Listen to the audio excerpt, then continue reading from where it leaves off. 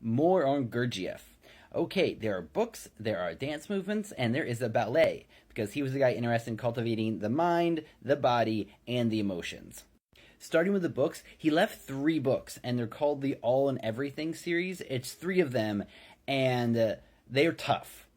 His most accessible book is Meetings with Remarkable Men. This is the first one I read, and it is a semi-autobiographical, somewhat fictionalized account of his travels, looking for spiritual masters and what he learned from them. This is one that you can read and actually get something out of on your own.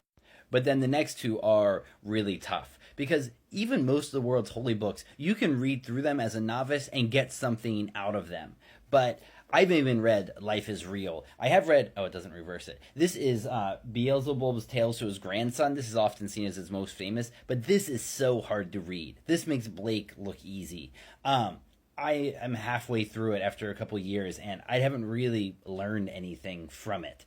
You can see why he worked with groups, and people would study his stuff under him for a long time. You need people to start grokking what he's talking about. In that vein, one of the most important books by one of his former students, Ouspensky, is In Search of the Miraculous, where he talks about working with Gurdjieff. And they did have a falling out in their later years, but he learned a lot from him. And this is a more accessible way to get at what Gurdjieff was trying to do.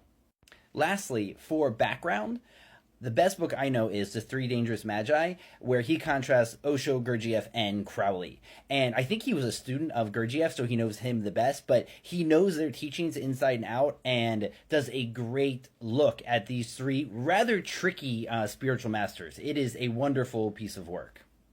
On the movement side, you can go on YouTube right now and look up Gurdjieff movements, and he considered himself to be a dance teacher as well. And this was an important part of his teaching that his students would go through. So there's lots of videos from over the years of his students and dance troupes as well doing the Gurdjieff movements. He also spent a lot of time working on a ballet called The Struggle of the Magicians that you can listen to online.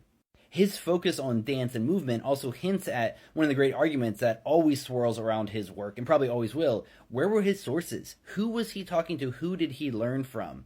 And some will argue that he is primarily a Sufi, really. He was learning from the mystical sect of Islam that has this focus on dance and motion as a way to find God and achieve unity with God.